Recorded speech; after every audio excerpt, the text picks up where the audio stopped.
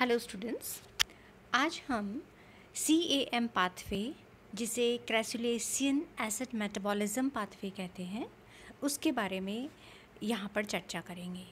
इससे पहले वाले वीडियोस में हमने C3 साइकिल और C4 साइकिल के बारे में समझा था और उसी के आगे CAM साइकिल हम आज यहाँ पर देखते हैं। CAM साइकिल समझने से पहले या CAM पाथवे समझते हैं किस प्रकार पड़ा है। सबसे पहले ये जो साइकिल है वो क्रैसुलेशियन फैमिली के अंदर पाई गई। क्रैसुलेशियन फैमिली बेसिकली जो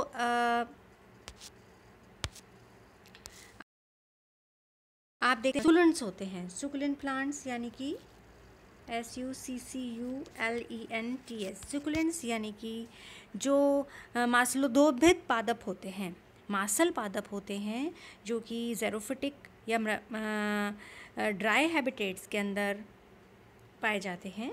उनके अंदर हमने देखा है कि वो बहुत ही स्थूल होते हैं और अपने अंदर जल को संचित करके रखते हैं। जैसे आपने कैक्टस देखा है और कैक्टस की कई सारी स्पीशीज़ होती हैं जिनके अंदर ये वाली साइकिल पाई जाती है। तो उसी को देखते हुए सबसे पहले ये जो चक्र है, इसमें आपको जब हमने C4 साइकिल पढ़ी थी तो उसमें और इसमें कुछ कुछ समानताएं हैं और कुछ विभिन्नताएं भी हैं। तो सबसे पहले हम देखते हैं कि जब जो CO2 फिक्सेशन है, हमें पता है कि CO2 फिक्सेशन C3 साइकिल में होता है, यानी कि CO2 का जो कार्बोक्सिलेशन है वो फिक्सेशन तो C3 साइकिल में होता है, पर कुछ पादप ऐसे होते हैं जिनके अंदर जो एनवायरनमेंट से प्लांट को बचाते हुए ऐसी विपरीत परिस्थितियों में भी CO2 फिक्सेशन में का कार्य करते हैं। जैसे कि C4 प्लांट्स में हमने देखा था कि वो जो प्लांट्स थे उन्होंने एक इस तरह की एनाटमी अपना ली थी ताकि वो कम से कम उनके अंदर वाष्पोत्सर्जन हो सके। उसी प्रकार जो CAM प्लांट्स होते हैं, जैसा कि प्लांट हम जिनके बारे में अभी ये चक्र पढ़ रहे हैं, CAM प्लांट्स जो होते हैं कि जो दिन का समय होता है उस समय स्टोमेटा जो है, रंध्र जो हैं वो बंद रहते हैं, यानी कि डे टाइम में स्टोमेटा क्लोज रहते हैं और नाइट में स्टोमेटा ओपन होते हैं, यानी कि जो स्टोमेटा हैं वो दिन के समय बंद रहते हैं। तो जो भी क्रियाएं हैं फोटोसिंथेसिस की और वाष्पोत्सर्जन की, वो सभी कम हो जाती हैं दिन के समय। तो बेसिकली इसका जो पादप को अत्यधिक जो गर्मी है, धूप है, लाइट है, उससे बचाने के लिए ये चीज़ें अपनाई जाती हैं और जिसकी वजह से ट्रांसपिरेशन यानी कि वाष्पोत्सर्जन कम होता है। फोटो रेस्पिरेशन भी जो प्रोसेस है वो भी यहाँ पर नहीं पाया जाता, क्योंकि जो CO2 फिक्सेशन है वो उसका माध्यम थोड़ा अलग हो जाता है। अब यहाँ पर हम जब बोल रहे हैं कि रात के समय स्टोमेटा ओपन रहते हैं, तो रात में हम देख रहे हैं कि ये जो स्टोमेटा है वहाँ से CO2 एंटर करता है प्लांट में आप देख रहे हैं ये जो कोशिका है इसे हम बोलते हैं मीज़ोफिल सेल्स। मीज़ोफिल सेल्स जो हैं, जो पूरी पत्ती में जो मध्योतक टिश्यू होता है, सेंटर में जो टिश्यू होता है वो मीज़ोफिल सेल्स से बना हुआ होता है। तो CO2 जो है वो यहाँ एंटर कर रहा है और सबसे पहले जो CO2 ये जो एंटर किया है उसने PEP यानी कि फॉस्फोइनोल पायरुवेट के साथ ये जुड़ता है और एंजाइम PEP कार्बोक्सिलेज की प्रेजेंस में ये पहला कंपाउंड बनाता है जिसे हम बोलते हैं OAA ऑक्सैलोएसिटिक एसिड। ये ऑक्सैलोएसिटिक एसिड कुछ समय बाद कन्वर्ट हो जाता है मैलिक एसिड में। ये देखिए, ये बन गया आपका मैलिक एसिड। तो यहाँ तक की जो प्रक्रिया थी, जो पूरी साइकिल थी, रिएक्शन थी, वो मेसोफिल सेल्स में होती है। और यहाँ पर अभी तक जो बना मैलिक एसिड है रात के समय डार्क में, वो वैक्यूल यानी कि रिक्तिका जो होती है उसके अंदर चला जाता है। ये देखिए यहाँ पे आके ये रिक्तिका में स्टोर हो जाता है। तो यहाँ तक की जो प्रक्रिया थी वो होती है डार्क रिएक्शन, डार्क के यानी कि रात के समय। और ये मैलिक एसिड का फिक्सेशन यानी कि मैलिक एसिड का बनना, वैक्यूल में पहुँचना, ये पूरी प्रक्रिया रात में प्रारंभ होती है। अब सुबह के समय हम देखते हैं, जब दिन का समय होता है यानी कि लाइट वाली कंडीशन है, उस समय वैक्यूल्स यानी कि रिक्तिकाओं से मैलिक एसिड वापस निकलता है और ये अपने दो भागों में टूट जाता है, एक CO2 और एक पायरुवेट। हालांकि यहाँ तक की जो प्रक्रिया हैं वो C4 प्लांट्स में भी हमने देखी थी, सेम थी, यही पूरा प्रोसेस था। बस वहाँ पे अंतर यह था कि जो कोशिकाएं हैं वो अलग अलग थी। यहाँ तक की जो प्रक्रिया थी मैलिक एसिड के बनने तक की प्रक्रिया, वो आपके मेसोफिल सेल्स में हो रही थी, जो बाहर की तरफ कोशिकाएं थीं। और बाकी की जो चक्र होता है वो आपका बंडल शीट में होता है। ये तो था C4 प्लांट्स में। और जो हम CAM पाथवे कर रहे हैं, यहाँ पर क्या अंतर है कि जो फिक्सेशन है मैलिक एसिड तक का बनने तक का जो सफ़र है वो मेसोफिल कोशिका में ही होता है, और आगे का प्रोसेस भी मेसोफिल कोशिका में ही होता है।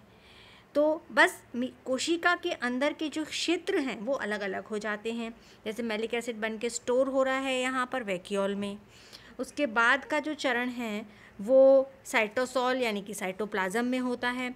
यानी कि मैलिक एसिड जब टूटता है अपने दो भागों में, पायरुविक एसिड और कार्बन डाइऑक्साइड, तो ये दोनों जो चीज़ें हैं वो आपकी साइटोसोल में होती हैं। और तीसरा जो चक्र है यानी कि CO2 जो एक्चुअल फिक्सेशन होता है CO2 का, और C3 साइकिल में ये कन्वर्ट होता है, सुक्रोज बनाता है और वापस रीजनरेशन होता है राइबोलोज डाइफॉस्फेट का। तो ये सब जो चक्र है, जो प्रक्रिया है, वो क्लोरोप्लास्ट में पाई जाती है। तो इस तरह से हम समझ सकते हैं कि जो CAM पाथवे है उसमें सिर्फ दिन और रात यानी कि समय का अंतर है, कोशिकाएं एक समान हैं, एक ही कोशिका के अंदर सारे चक्र, सारी साइकिल्स होती हैं। और सभी बातों में भले वो C4 प्लांट्स हों या CAM प्लांट्स हों, C3 साइकिल दोनों में ही पाई जाती है। इसी को आगे देखते हुए अब हम C4 और CAM जो चक्र हमने पढ़ लिए, दोनों ही चक्र हमने पढ़ लिए हैं, उनकी कुछ समानताएं या सिमिलैरिटीज़ हैं जिन्हें हम देखते हैं। सबसे पहले हम देख रहे हैं कि जो CO2 कंपेंसेशन पॉइंट है, पहला पॉइंट, वो 0 से 10 ppm पर भी दोनों ही पौधे जो हैं वो कम से कम CO2 कंसंट्रेशन पर भी उसको उपयोग करने में सक्षम होते हैं, क्योंकि हमने देखा है कि इनके पास ऐसे एंजाइम्स होते हैं जो कि कम से कम CO2 को भी यूज़ करने में हेल्पफुल होते हैं। इसलिए इनका जो कंपेंसेशन पॉइंट है वो बहुत ही कम ppm पर आ जाता है। फिर है कि दोनों ही प्रकार की जो कोशिकाएं होती हैं, पादप होते हैं, उनमें प्रकाश श्वसन यानी कि फोटो रेस्पिरेशन और ट्रांसपिरेशन यानी कि वाष्पोत्सर्जन की जो दर है वो अत्यंत ही कम होती है या अनुपस्थित भी होती है।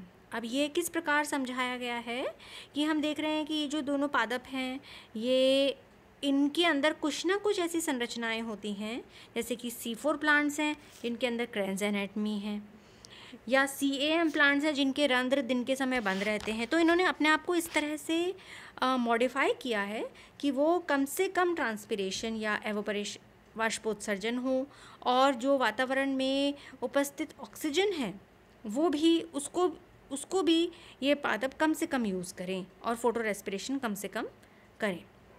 उसके बजाय ये कार्बन डाइऑक्साइड फिक्सेशन करके C3 साइकिल की ओर जाते हैं। तीसरा है, दोनों ही चक्र में जो एंजाइम्स हैं कौन कौन से एंजाइम हैं? PEP कार्बोक्सिलेज और राइबोलोज डाइफॉस्फेट कार्बोक्सिलेज RUBP। ये जो होते हैं, दोनों में ही CO2 को जो फिक्स करने की क्षमता होती है वो बहुत ही अधिक होती है, बहुत तीव्र होती है। चौथा पॉइंट है CAM और C4 प्लांट दोनों ही चक्र में जो CO2 ग्राही है वो PEP होता है, यानी कि फॉस्फोइनोल पायरुवेट जो है वो दोनों के अंदर ही CO2 को फिक्स करके पहला कंपाउंड ऑक्सैलो एसिटिक एसिड बनाता है। यहाँ पर एंजाइम PEP काम में आता है और इसमें PEP कार्बोक्सिलेज में ये क्षमता होती है कि जो वातावरण में उपस्थित CO2 है उसको वो शीघ्रता से अपने साथ जोड़ लेता है, यानी कि PEP के साथ जोड़ने में मदद करता है। तो इस प्रकार हम देखते हैं कि पहला कंपाउंड जो बनता है दोनों में ही वो ऑक्सैलो एसिटिक एसिड होता है। उससे आगे चलकर ऑक्सैलो एसिटिक एसिड से आगे चलकर दोनों में ही मैलिक एसिड बनता है और ये जो मैलिक एसिड है वो स्टेबल कंपाउंड होता है और वो आगे की प्रक्रिया में इसी से CO2 जो फिक्स हुई थी वो मैलिक एसिड से विमुक्त हो जाती है। तो ये कुछ समानताएं थी जो कि C3 और C4 और CAM प्लांट्स के अंदर पाई जाती हैं। दोनों ही जो साइकिल्स हैं या पाथवे हैं वो बहुत ही इम्पॉर्टेंट हैं वातावरण में से लड़ने के लिए या उसके अंदर उपस्थित CO2 का बेहतर उपयोग करने के लिए इन्होंने अपने आप को सक्षम बनाया है। अब कुछ अंतर भी हैं दोनों के अंदर। देखिए, सबसे पहले हम देखते हैं क्रेन्स एनाटमी जो कि C4 प्लांट्स के अंदर पाई जाती है, वो CAM प्लांट्स में नहीं पाई जाती। क्रेन्स एनाटमी जिसके अंदर की मीज़ोफिल और बंडल शीथ की कोशिकाएं जो हैं वो इस तरह से व्यवस्थित होती हैं कि वो पत्ती का जो क्षेत्रफल है उसमें वाष्पोत्सर्जन को कम से कम कर सकें। दूसरा है दो प्रकार के जो इसमें कह रहे हैं कि दो प्रकार के क्लोरोप्लास्ट की अनुपस्थिति, क्लोरोप्लास्ट कह लो या कोशिकाएं कह लो। जब हम देखते हैं कि जो CAM पाथवे होता है उसमें एक ही कोशिका के अंदर पूरा का पूरा चक्र पूरा हो जाता है, यानी कि मीज़ोफिल कोशिका में, मध्योतक कोशिका में ही हो जाता है। जबकि C4 प्लांट्स जो होते हैं उसमें मीज़ोफिल सेल्स के साथ साथ बंडल शीथ सेल्स भी लगते हैं और तभी वो चक्र पूरा होता है।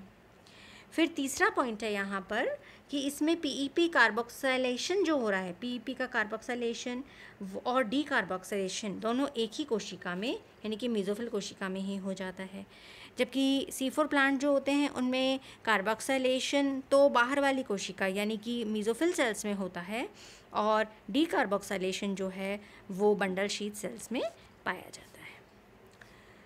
चौथा पॉइंट है जो कैम प्लांट्स यानी कि CAM प्लांट्स हैं, क्रेसुलेशन एसिड मेटाबॉलिक साइकिल जिन प्लांट्स में होती हैं उनमें PEP का पुनर्जनन कोशिका में उपस्थित कार्बोहाइड्रेट से होता है। जबकि C4 प्लांट्स में इसका जो रीजेनरेशन होता है वो पायरुवेट या एलेनिन आदि पदार्थों के द्वारा होता है। तो ये तो कुछ डिफरेंसेस हैं जो कि CAM और C4 साइकिल के अंदर पाए जाते हैं।